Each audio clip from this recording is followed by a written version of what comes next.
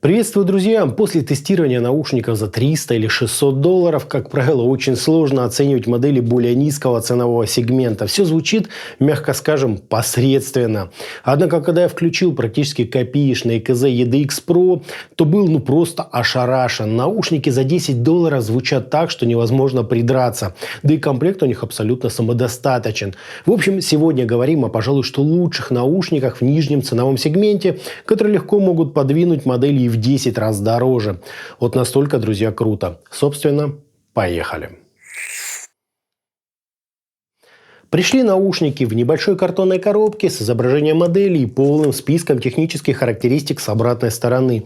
Из важного отметим импеданс 24 Ома и чувствительность 112 дБ на милливатт. В комплект нам положили набор очень неплохих полноразмерных силиконовых амбушюр и приятный, друзья, на вид кабель с сопротивлением 0,656 Ом. Вот тут хочется исключительно хвалить. И насадки приложили отменного качества, и кабель, не требующий замены.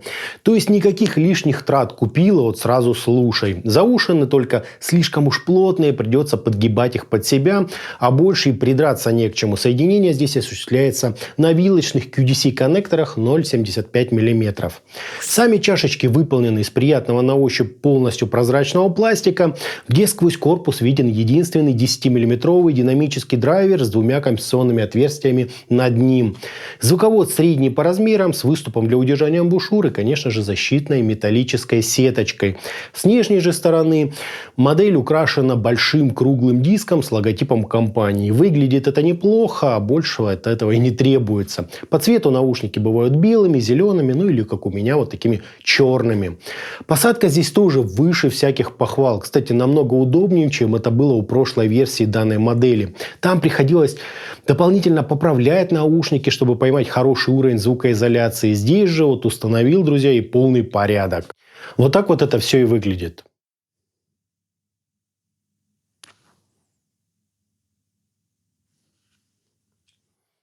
По измерениям у нас чуть более короткий относительно нормы импульс, вполне допустимые расхождения между левым и правым каналом и искажения в пиках, достигающие около 0,8%, что достаточно неплохо. Фаза логично следует за частотной характеристикой, затухание на 30 и 60 дБ соответствует где-то 78 и 98 миллисекунд. По АЧХ мы имеем подъем низких частот на 12 дБ с плавным таким заходом на середину, двойное выделение области разборчивости, небольшую компенсационную яму и пик на 8 кГц для усиления детализации, ну и дабы вернуть в звук немного воздуха. Высокие же частоты нам аккуратненько так довели аж до 20 кГц. С графиком производителя мои измерения не очень-то уж сильно сходятся. Звучат же КЗ EDX Pro на удивление намного лучше моделей не только своего, но и куда более высокого ценового сегмента. Приятный такой естественный звук с правильным балансом, глубокими текстурными низкими частотами, сочной выразительной серединкой и плотными комфортными верхами, что для КЗ вообще невероятная редкость. Обычно туда пытаются накинуть побольше яркости и рези. За примером далеко ходить не надо. КЗ ZEX со своим электретным излучателем прямо в лицо нам выставляют свои совершенно неестественно звучащие верха с резкими призвуками на свистящих и шипящих. И это наушники в 2 раза дороже героев обзора, где ничего подобного и близко нет. Популярные нынче триповин Мели на фоне EDX Pro звучат как-то сильно зажато, с немного отодвинутой от нас сценой. С ними складывается ощущение, словно для раскачки у источника не хватает мощности, при этом у меня целых 3 ватта на канал на усилителе SMSL Hot 200. То есть это такая вот особенность звучания этих Мели.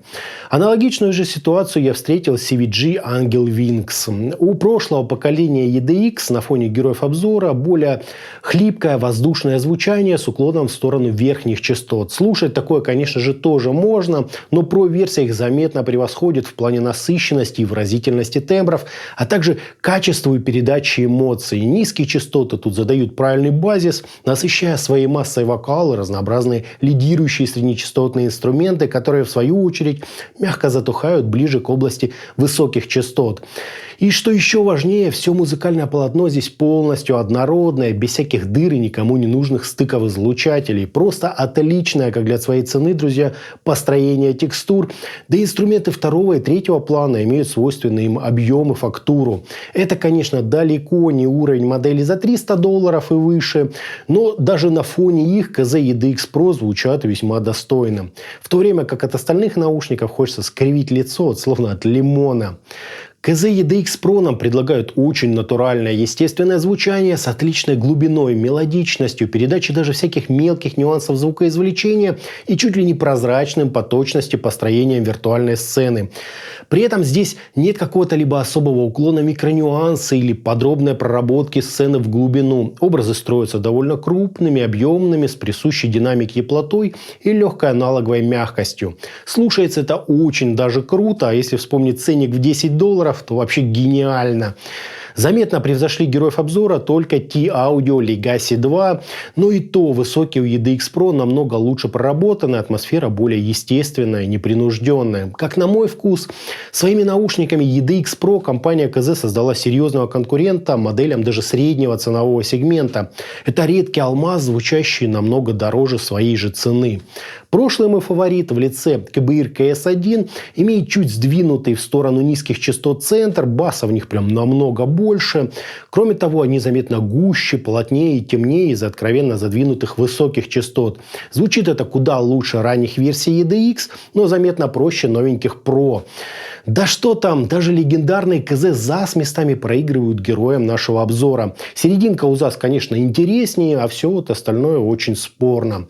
Дополнительно хочется выделить превосходную резкость и четкость в построении музыкальных текстур, выводящие звучание EDX Pro на совершенно новый, как для наушников КЗ, уровень. По источникам у EDX Pro нет никаких ограничений. Они отлично отыграют вам от мониторно-детальной стационарной связки, музыкального аудиоплеера или всего разнотипного многообразия мобильных ЦАПов. В стилистике лучше избегать лишь особо требовательных академических жанров, но имейте в виду довольно серьезный прогиб на середине. Все остальное данные наушники отыграют просто бесподобно, чисто, красиво, комфортно и сверхвыразительно. Итогом, динамические внутриканальные наушники КЗ EDX Pro прежде всего поражают качеством своего комплекта. Впервые за долгое время они приложили нам добротные полноразмерные амбушюры и кабель, не требующий мгновенной замены. По звучанию же это нечто совершенно потрясающее. Я сравнивал КЗ EDX Pro с наушниками в 3, 5 и даже 10 раз дороже, и они вполне выдерживали подобную конкуренцию. Превосходя более дорогие модели правильным балансом частот, очень естественно непринужденной атмосферой, мелодичностью и четкостью построения музыкального полотна. Настолько круто звучащих и при этом откровенно дешевых наушников я, друзья, давно уже не встречал. Понятно, что за $150 можно найти звук еще лучше, но то 150, а тут даже менее $10.